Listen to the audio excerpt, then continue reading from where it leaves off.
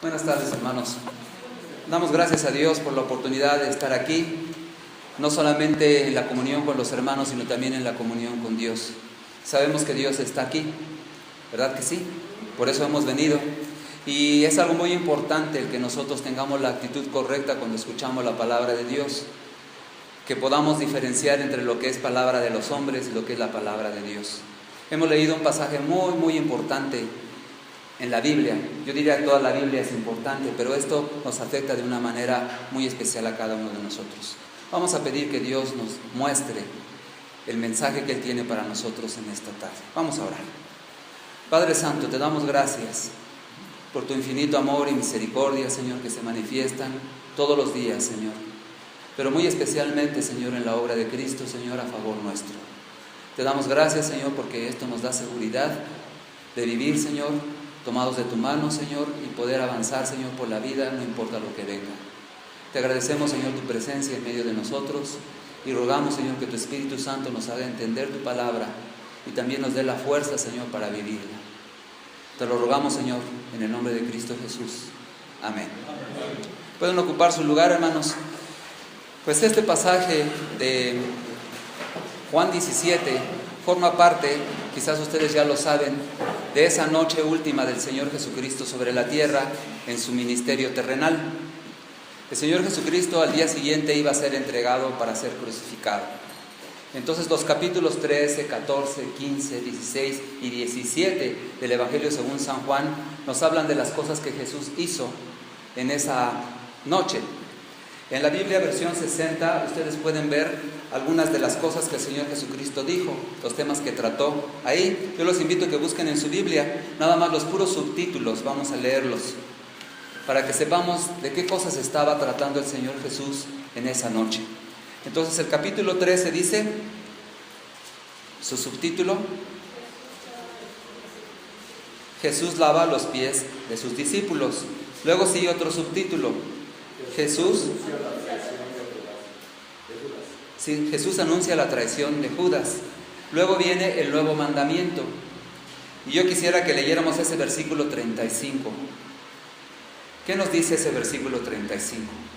En esto conocerán todos que sois sus discípulos, si tuviereis amor los unos por los otros. Sí, o sea, son tantos los puntos importantes que el Señor Jesucristo trata en esa noche, y este es uno de esos. Y si leemos con cuidado todos los pasajes, nos vamos a dar cuenta de que son pasajes que hablan acerca de la iglesia, de la relación de Cristo con la iglesia, de las promesas de Jesús para nosotros. Pero aquí este versículo 35 es un versículo muy poderoso, porque dice que en esto conocerán que ustedes son mis discípulos, si ustedes tienen amor los unos con los otros. Entonces, no es tanto que nosotros vayamos, prediquemos o nos comportemos de una determinada manera allá afuera en el mundo. Cuando la gente ve a los cristianos y ve que se aman, dice, ellos seguramente son de Jesús. Entonces, son muchas las enseñanzas, hermanos. Seguimos, Jesús es el camino al Padre, del capítulo 14. Hay muchas personas que vienen de un trasfondo católico y todavía quieren seguir adorando a otras personas, santos, los reverencian a esos santos, a la Virgen, y aquí es muy clarísimo que dice, nadie puede ir al Padre si no es a través de mí. Entonces hay tantas enseñanzas tan poderosas. Viene la promesa del Espíritu Santo en el mismo capítulo 14. Luego Jesús, la vid verdadera. Dice, ustedes pueden intentar hacer muchas cosas con sus vidas, con sus talentos, con las cosas que Dios les ha dado, pero si ustedes están separados de mí, no podrán hacer nada. Qué importantes son esos pasajes. Luego habla acerca de que el mundo nos aborrecerá. Después nos habla de la obra del Espíritu Santo. El Señor Jesucristo dice, yo ya no voy a poder estar con ustedes, pero les voy a dejar al Espíritu de verdad, el Consolador, el Espíritu Santo, que los va a acompañar siempre, les va a enseñar, les va a mostrar el camino, les va a fortalecer, les va a recordar todas las cosas que yo les he dicho. Y vaya que nos las recuerda, sobre todo cuando tenemos momentos de necesidad. En un momento de necesidad viene ese pasaje, viene esa palabra que me dice, Dios está contigo. En tu hora de necesidad, en tu problema, al momento de testificar, al momento de hablar con otra persona, viene el pasaje y lo recordamos. Entonces son muchas las cosas que se nos hablan en estos capítulos, pero hoy, pues por cuestiones de tiempo, solamente vamos a tratar el capítulo 17. El capítulo 17 tiene el título, subtítulo, como lo quieran ustedes llamar, un encabezado: Jesús ora por sus discípulos. Mucho hemos hablado acerca de que Jesús oraba. Siendo Dios, siendo igual a Dios, el Señor Jesucristo tenía la necesidad de levantarse temprano y orar a Dios. Esa es una enseñanza sobre la oración. Si Él, teniendo esa comunión perfecta con Dios, con su Padre, sentía el deseo, el anhelo de buscarlo desde temprano para ponerse en sus manos, para obtener de Él la dirección que seguramente Dios le daba de alguna manera misteriosa, diferente a nosotros. Porque nosotros en un momento dado ignoramos muchas cosas, pero el Señor Jesucristo lo sabe todo. En ese tiempo también lo sabía todo. Entonces, ¿cuál era la situación de Jesús? Quizás existía ahora una limitante en la vida de Jesús por haberse hecho hombre, por haberse hecho como uno de nosotros. Ahora Él entendía la necesidad que nosotros tenemos de buscar a Dios. Hermanos, mucho se dice de las oraciones de Jesús, y quizás en tu mente, en tu corazón, tú te has preguntado: ¿y cómo oraba Jesús? No hay muchas oraciones de Jesús, tenemos algunas oraciones, y esta es una de las más largas oraciones que hace el Señor Jesucristo y que están registradas en la Biblia. En el Getsemaní nos dice que Él oraba a Dios y le decía: Señor, si es posible, que pase de mí esta copa. Y así hay oraciones, vamos a decir, están pues distribuidas a lo largo de los evangelios. Pero esta oración aquí en el Evangelio según San Juan es una oración preciosa, como todas las oraciones que el Señor Jesús hizo. Pero esta la tenemos aquí para revisarla, para analizarla, para absorberla y vivir también por ella.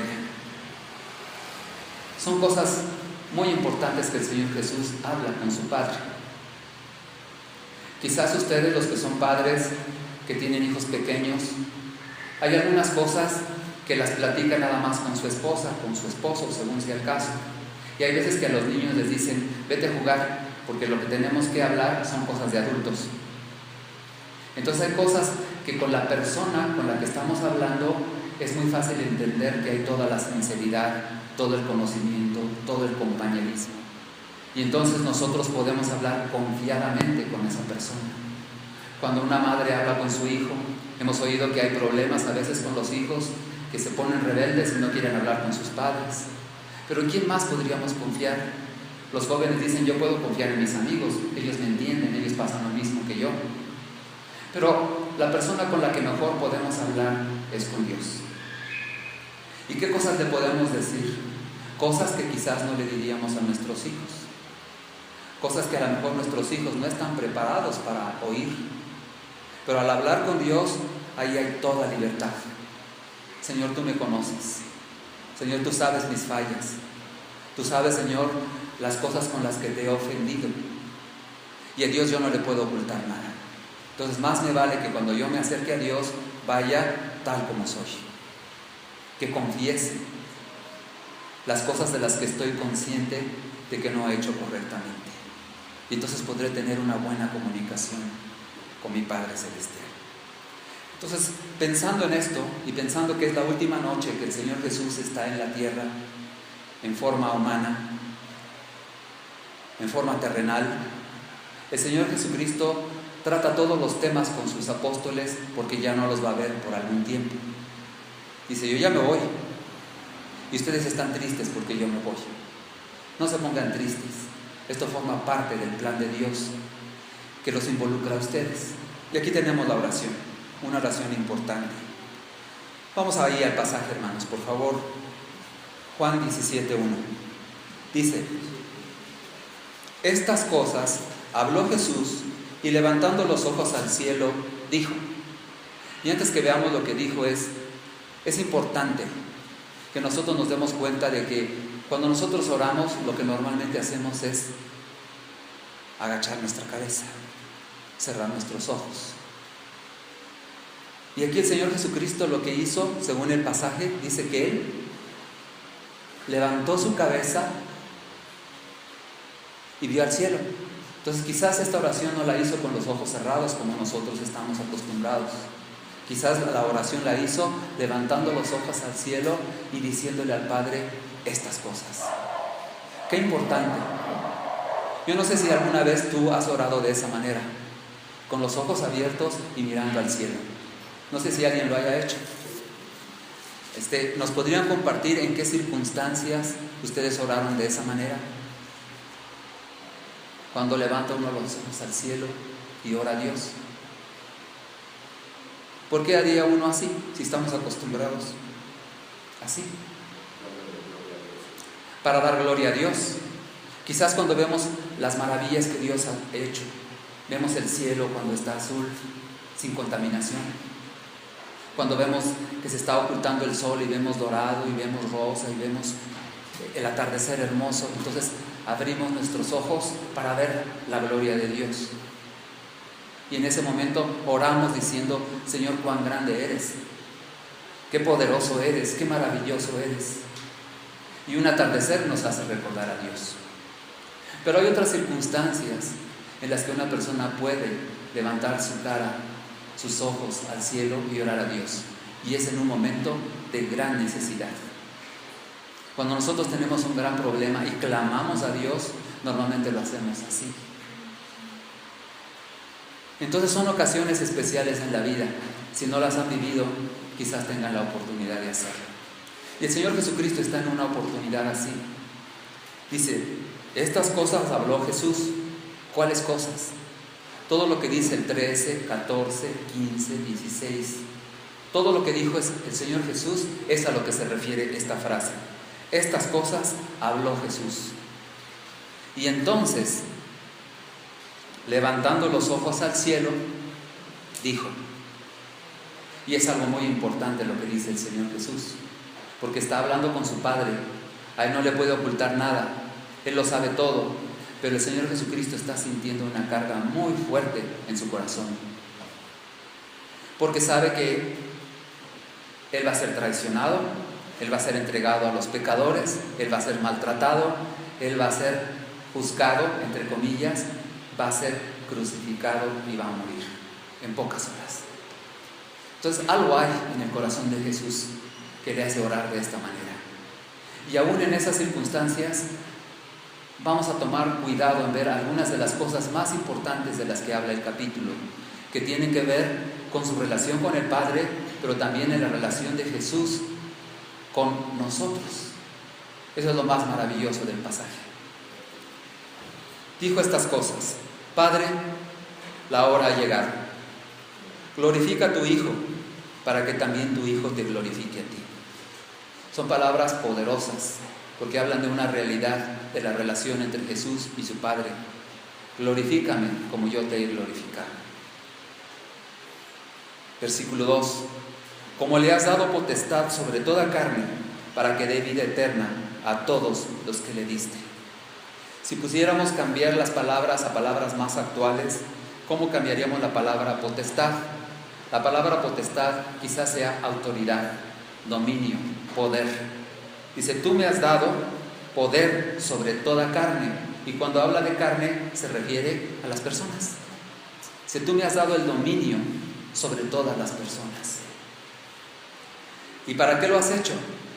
¿Para qué? Hermanos, díganme. ¿Para qué le ha dado el dominio sobre toda carne, sobre toda persona? Para que dé vida eterna a todos los que Dios le dio. Hermanos, esto es algo maravilloso. El Señor Jesucristo vino para dar vida eterna a todos los que el Padre le dio. Y aquí es donde se empieza a poner emocionante para todos nosotros, porque nosotros formamos parte de todos esos escogidos. Para eso vino Jesús, para darte vida eterna a ti, para darme vida eterna a mí.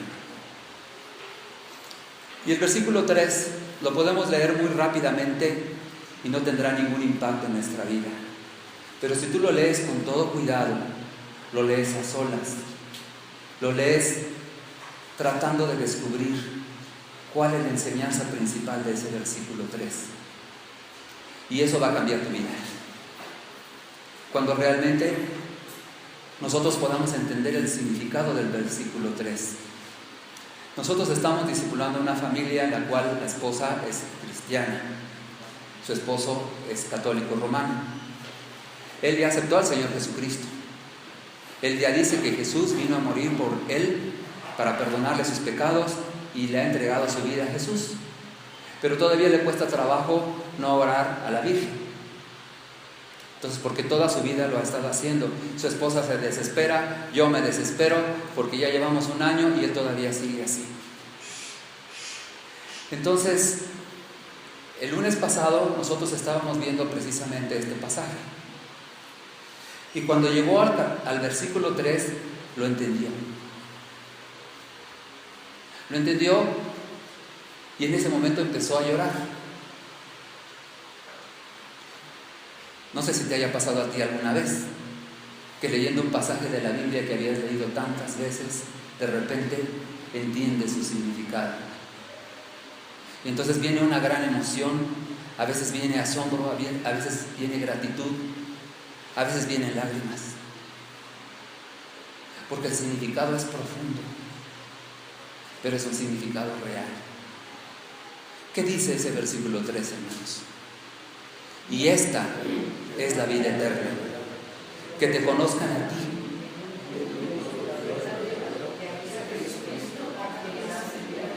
Esa es la vida eterna, hermanos. Si lo entendemos, es maravilloso. Es maravilloso. Dice, esta es la vida eterna. Yo lo sé, Señor, dice Jesús. Tú lo sabes, Señor, eres mi Padre. Pero los que todavía no lo han entendido son mis seguidores. No lo dice aquí, pero cuando nosotros lo entendemos decimos, qué gran maravilla. La vida eterna es que te conozcan a ti, el único Dios verdadero, y a Jesucristo, a quien tú has enviado. Hermanos, de eso depende toda nuestra religión. A veces lo único que tenemos en la vida es una religión. Estamos acostumbrados a hacer las mismas cosas de la misma manera cada domingo. Y pareciera que eso es todo lo que tenemos. Pero la vida eterna es que conozcamos a Dios. Entonces, ¿cómo podemos saber que conocemos a Dios? Hemos oído mucho hablar de Dios. Cada domingo venimos para oír hablar de Dios. Pero la pregunta básica, la pregunta fundamental es, ¿qué tanto conoces a Dios? ¿Conoces a Dios? ¿O solamente has oído hablar de Él? Porque pueden pasar años y años y años y nosotros podemos seguir teniendo nuestra religión, que es muy hermosa, que es muy placentera, que es muy agradable. Pero si no conocemos a Dios, es tiempo perdido. Lo que nosotros necesitamos como hijos de Dios es conocer a Dios. Ya somos hijos de Dios, eso nadie lo va a poder cambiar. Esa es una realidad que Jesucristo dijo. Tú me los diste y nadie se ha perdido, mas el hijo de perdición es el que se perdió. Pero todos los demás, yo los tengo aquí. Nadie los puede arrebatar de mi mano. Pero lo importante es, para que tengamos vida eterna necesitamos conocer a Dios.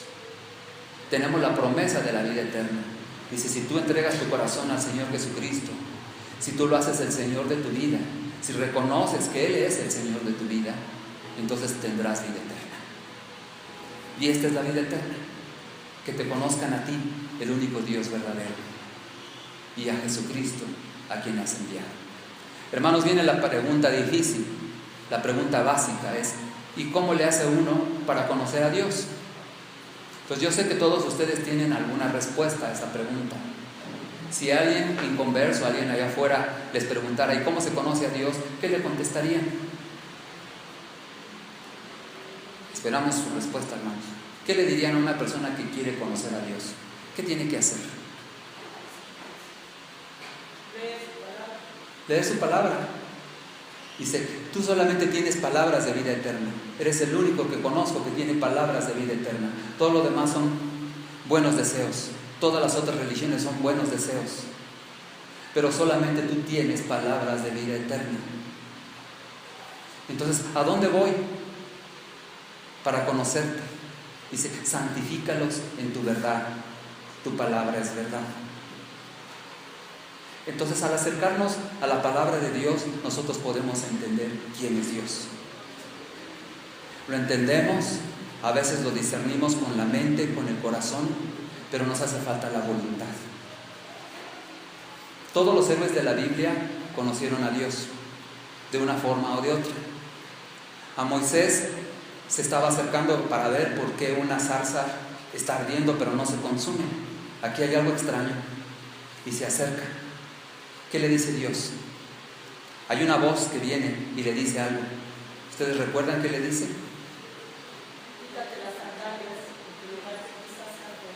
Así es, entonces le dice, te tienes que quitar las sandalias de tus pies, porque el lugar donde tú estás es un lugar santo. Entonces la vida de Moisés cambió. Antes se puede decir que era un nini, porque vivía en el palacio de Moisés, ni estudiaba, yo creo que sí estudiaba, pero no trabajaba. Entonces 40 años desperdició su vida en el palacio del faraón. Y tuvo que salir del palacio para conocer a Dios. Pero cuando lo conoció, fue una persona diferente. Entonces podemos hablar del rey David, y eso los jovencitos se lo saben muy bien, porque esa historia la escucharon desde pequeños. Entonces David era un pastor, y le habían dicho al profeta, tú tienes que ir para ungir al hijo de Isaí como el nuevo rey de Israel. Y le formaron a todos los hijos, desde el más grande hasta el más pequeño, y pues no sé yo quién fuera. Entonces dijeron, ¿no tienes otro hijo? Sí, el más chiquito, por ahí anda. Y lo mandaron llamar al más pequeño. Era un joven. Y cuando van a la guerra, mandan a todos los hermanos y David se queda cuidando las ovejas. Ese era su trabajo. Él era un pastor de ovejas. Tenía mucho tiempo libre. Tenía muchas posibilidades de hacer muchas cosas con su tiempo, pero solamente tenía que cuidar a las ovejas. Pero en ese cuidar de las ovejas, él aprendió a relacionarse con Dios. Él aprendió a conocer a Dios. Y eso transformó su vida, aunque era pequeño, aunque era joven. Ustedes conocen la historia, es una de nuestras favoritas. Él llega al lugar de la batalla, anda buscando a sus hermanos, les lleva las tortas que le encargó su papá, unas tortas, unos tacos, no sé qué le llevaba. Ahí dice la Biblia lo que le llevaba, dáselo a tus hermanos, ellos están allá en la batalla. Y cuando lo ven los hermanos, ¿qué dicen? ¿Y ahora tú qué estás haciendo aquí? Anda, vete para la casa. Esta es cosa de hombres. Con otras palabras, le dieron a entender que ese no era su lugar. Y en ese momento empieza aquel incircunciso gigante de los filisteos. Empieza a insultar a los escuadrones del Dios viviente. Eso tuvo un impacto en la vida de David, porque él conocía a Dios. Sus hermanos probablemente no lo conocían y se aguantaban los insultos. Pero él dice, no, esto no es posible. No es posible que ese hombre filisteo incircunciso esté insultando a los escuadrones del Dios viviente. Yo lo voy a matar. Entonces, bueno, son ejemplos, hermanos. Ejemplos de lo que pasa en la vida de una persona cuando conoce a Dios. Esa es la prioridad principal en nuestra vida. Todo lo demás es solamente para sostener la vida, para sostener la forma en la que estamos viviendo. Leemos la Biblia, aprendemos de Dios, pero tenemos que aprender a caminar con Dios para realmente conocerlo. Que los mensajes que escuchamos no sean algo que después se nos va a olvidar, quizás el mismo día. El mensaje tiene que quedarse en el corazón, no solamente en la mente, se tiene que quedar en el corazón. Para cuando vengan los problemas, nosotros podamos decir, yo conozco a Dios, yo sé quién es Él. Entonces no lo conozco nada más de oídas, como Job decía, de oídas yo te había oído, dice, pero ahora mis ojos te veo. Esa es nuestra meta, hermanos, ese es nuestro objetivo en la vida. Lo demás es una añadidura, y hay muchas añadiduras y muchas cosas buenas que Dios quiere para ti y para mí. Pero lo principal, lo que nunca se nos debe olvidar, es que necesitamos conocer a Dios. Y solamente se puede conocer a Dios cuando venimos delante de Él y le decimos, Señor, yo quiero conocerte. Yo quiero que tú me digas cómo debo vivir. Yo quiero tener la vida eterna. Si empezamos a orar así, no como ojalá y Dios quisiera, ojalá y Dios pudiera. De repente yo oigo oraciones así, en las que estamos dando a entender que nosotros realmente no conocemos a Dios. Porque Dios es todopoderoso, porque Dios es amor, porque Dios te ama a ti, porque Dios me ama a mí. Y ese es el Dios con el que tenemos que aprender a relacionarnos. De otra manera, nuestra vida transcurre sin mayor provecho. Pero una vez que lo conozcas, tú vas a ser una persona diferente. Aquí dice, versículo 4, yo te he glorificado en la tierra, he acabado la obra que me diste que hiciese. Vemos el ejemplo de Jesús. Él entendió que la vida no se trataba de hacer su voluntad, sino se trataba de hacer la voluntad de Dios. Dice, yo ya terminé, ya me voy, vuelvo a ti, Padre. Y va a ser un proceso doloroso el que sigue. Pero Él está consciente de todas estas cosas y está orando al Padre. Yo no sé si Jesús estaba consciente o no de que los discípulos lo estaban escuchando. Por lo menos Juan escribió lo que él oyó. Y gracias a eso nosotros tenemos este pasaje para poderlo asimilar en nuestras vidas. Dice, yo les he manifestado tu nombre a los hombres que del mundo me diste. Tuyos eran y me los diste y han guardado tu palabra. Como discípulos, esa es nuestra labor, esa es nuestra tarea. Guardar la palabra que Jesucristo nos ha dado.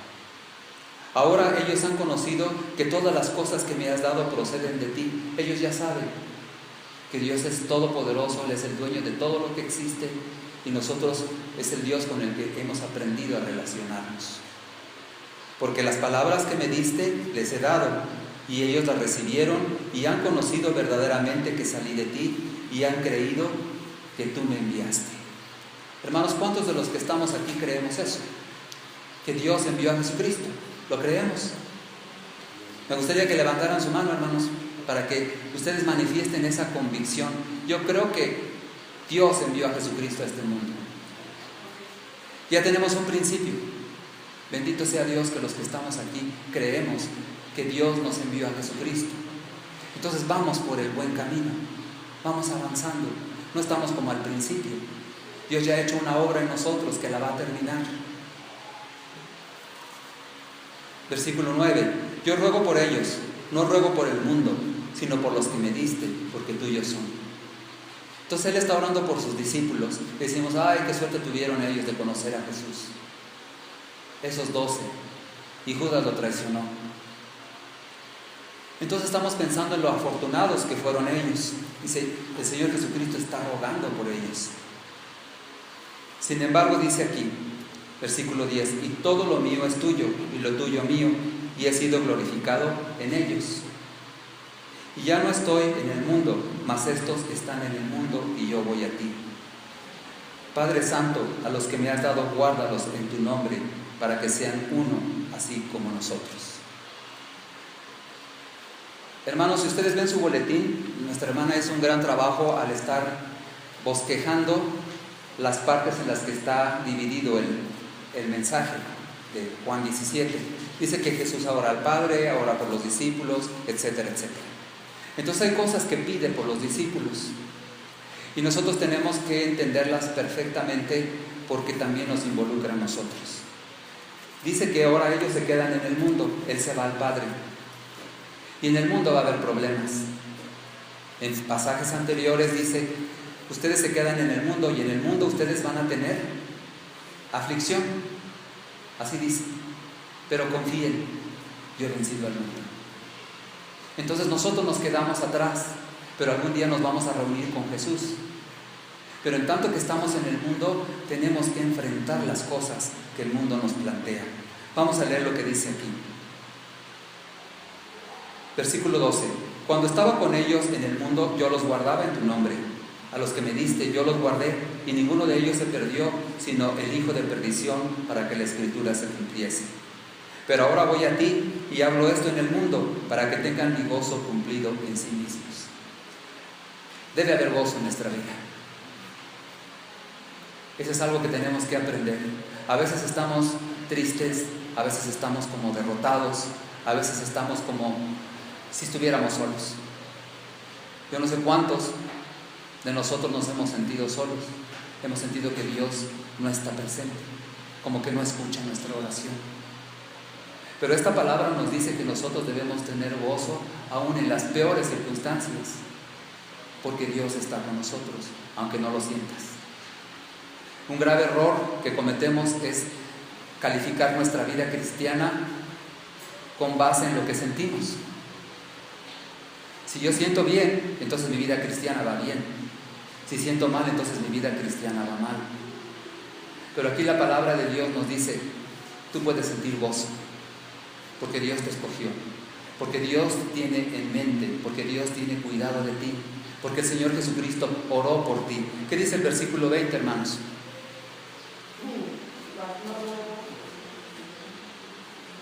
¿Sí? Sí, dígalo, hermana. Lo leo, Por favor. mas no ruego solamente por estos, sino también por los que han de creer en mí, por la palabra de ellos. Gracias. Entonces estábamos como que un poco envidiosos de que el Señor Jesucristo estuviera orando por sus discípulos, pero dice, no ruego nada más por ellos, sino por los que han de creer en mí, por la palabra de ellos. Entonces, hermanos, ¿por quién está orando? Por ella, por ella, por ella, por mí, por cada uno de nosotros el Señor Jesucristo estaba orando. Entonces es algo maravilloso. Aún antes de que nacieras, aún antes de que viniéramos a esta vida, el Señor Jesucristo ya estaba pensando en ti. Es un motivo de gozo y es necesario recordarlo en los momentos difíciles de nuestra vida. El Señor Jesucristo oró por mí. Yo sé que voy a pasar esta prueba. Yo sé que si soy obediente, bendiciones van a fluir sobre mi vida, porque son promesas de Jesús. Y aunque yo me siento mal en este momento, puedo creer y aceptar por la fe que la realidad es mucho más grande que lo que yo alcanzo a percibir con mis ojos. Los problemas se nos presentan aquí, a veces nos golpean en la cara, y a veces lo único que vemos es el problema. Pero la palabra de Dios nos dice, hay algo más allá de ese problema. El Señor Jesucristo oró por ti, porque tú creíste en Jesucristo por la palabra de aquellos. Entonces está hablando de nosotros. ¿No es maravilloso, hermanos? Saber que, aunque no está mi nombre, está hablando de mí la palabra de Dios. Está hablando de ti. Esa es una realidad grande que no debemos ignorar, aún en medio de los peores problemas que tengamos. Hermanos, nos advierte la palabra que nosotros vamos a estar en el mundo. Dice, yo no te pido que los quites del mundo, te pido que los guardes del mal. Eso es también importante entenderlo. En tanto que estemos aquí, vamos a tener problemas. Y a veces nosotros quisiéramos irnos con el Señor Jesús y librarnos de todas estas aflicciones que normalmente nos pasan a diario. Pero la petición del Señor Jesucristo es, déjalos ahí, pero guárdalos del mal. Entonces vamos a estar todavía en el mundo, vamos a estar todavía padeciendo, pero lo que sí es importante y es vital es que nosotros seamos guardados del mal. A veces el mal viene de fuera para tratar de destruirnos, lo vemos diario, pero a veces el mal también está dentro de nosotros, cuando nosotros hacemos cosas que desagradan a Dios. Entonces, esas dos ideas del mal debemos cuidarnos de ellas. Y el Señor Jesucristo pidió que nos guarde del mal. En otras palabras, tenemos una promesa de Dios. Cuando tengamos que pasar por aflicciones, podemos recordar esa promesa. Porque es la petición de Jesús a su Padre, por ti y por mí, que nos guardes del mal. Yo no sé cuál es peor mal. Quisiera que ustedes lo consideraran. ¿Cuál de los dos males es el peor? A veces escogemos lo menos peor, así se dice, ¿no? En términos mexicanos. Peor es nada, así decimos los mexicanos. Pero hay dos males muy grandes: el mal que viene de fuera y trata de destruirnos, y el mal que está dentro de nosotros y que nos destruye. Entonces, ¿cuál es lo peor que te puede pasar? ¿El mal de fuera o el mal de dentro? El mal de dentro. El mal de fuera nos acerca a Dios, nos mueve a buscarlo a veces en desesperación, en lágrimas, en angustia. Y dice que Dios no desechará al corazón contrito y humillado, no lo desechará Dios. Entonces a veces el mal de fuera es un beneficio para nosotros, pero el mal de nosotros, eso sí verdaderamente nos puede separar de Dios. Entonces ninguna de estas cosas es voluntad de Dios, que nosotros estemos en el mundo y el mal nos destruya, o que el mal que traemos nosotros nos separe de Dios. Son tantas las enseñanzas que nos trae este pasaje, que nosotros tenemos que responder con fe y con gratitud ante lo que el Señor Jesucristo oró por nosotros. Para terminar, hermanos, versículo 24. Padre, aquellos que me has dado, quiero que donde yo estoy, también ellos estén conmigo, para que vean mi gloria que me has dado, porque me has amado desde antes de la fundación del mundo.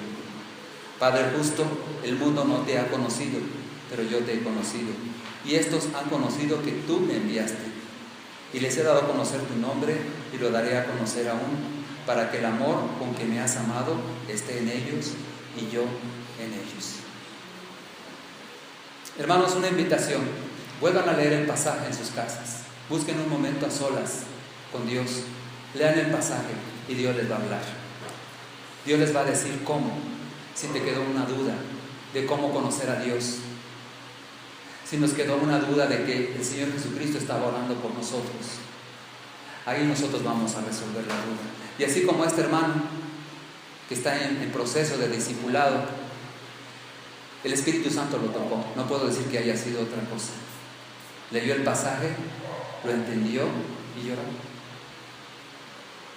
porque entendió la dimensión de lo que representa para su vida ese pasaje. Cuando el Espíritu Santo haga esa obra en nosotros, también nosotros vamos a llorar de alegría, de gratitud a Dios. Y le vamos a decir: Señor, yo quiero conocerte cada día más. Y las dos formas de conocerlo es leer la palabra, porque nos habla de Dios, y la otra es andar con Él. A veces uno conoce realmente a una persona cuando viaja uno con esa persona a algún lugar. A veces tenemos la oportunidad de ir a otro lugar y nos acompaña un hermano y nosotros vamos hablando acerca de cosas de la iglesia, acerca de cosas del hermano, de su familia, de sus problemas, y llegamos a conocer a esa persona. Entonces, de la misma manera nosotros podemos llegar a conocer a Dios, no solamente por lo que la palabra nos dice, sino por la respuesta que nosotros damos a la palabra oída. Si Dios me dice: estate ahí quieto, porque yo te estoy cuidando, y yo me desespero y me voy, quiere decir que no le creí a Dios. Pero si Dios me dice: espérate, quédate ahí, espera en mí, y yo hago eso, entonces yo voy a esperar la respuesta de Dios, que es poderosa. Y entonces voy a poder decir: ahora sí, ya te conozco, Señor. Yo sé que tú cumples tus promesas, porque lo has hecho en mi vida. No solamente es un conocimiento teórico, es la realidad que yo he vivido al andar contigo. Hermanos, vamos a darle gracias a Dios por su palabra, especialmente por esta palabra, que es para ti y que es para mí, para que podamos vivir cerca de Dios, para que podamos conocer a Dios. Vamos a orar. Padre Santo, te agradecemos porque en Cristo Jesús, Señor, tú nos has dado todas las cosas. Y este conocimiento, Señor, es muy maravilloso, Señor. Lo alcanzamos, Señor, a captar, Señor, toda su dimensión, todo su peso. Pero sabemos que Jesús oró por nosotros, porque estamos en el mundo y a veces nos sentimos solos, y a veces el mal trata de destruirnos. Pero Él pidió por nosotros, Señor, para que ninguno nos perdamos, para que todos, Señor, lleguemos a conocerte. Y esta es la vida eterna, Señor, que te conozcamos. Y te decimos, Señor, de todo corazón, queremos conocerte, Señor, como iglesia, pero individualmente, Señor, cada uno de nosotros queremos saber quién realmente eres tú. Concédenos, Señor, esa gran bendición de la vida eterna, que podamos conocer al único Dios verdadero, el Dios vivo y verdadero, y a Jesucristo al que tú enviaste. Que podamos andar juntos cada día, que podamos tener, Señor, esa relación que es la más importante de nuestra vida. Concédenos, Señor, esa gracia, ya que Jesucristo lo pidió por nosotros. También nosotros lo pedimos, Señor. Gracias, Señor Jesús, por orar por nosotros. Gracias por todo lo que hiciste por nosotros. Gracias, Señor, por todo lo que quieres para nuestro futuro, para nuestro presente, Señor. Gracias, Señor Jesús. En tu nombre oramos. Amén.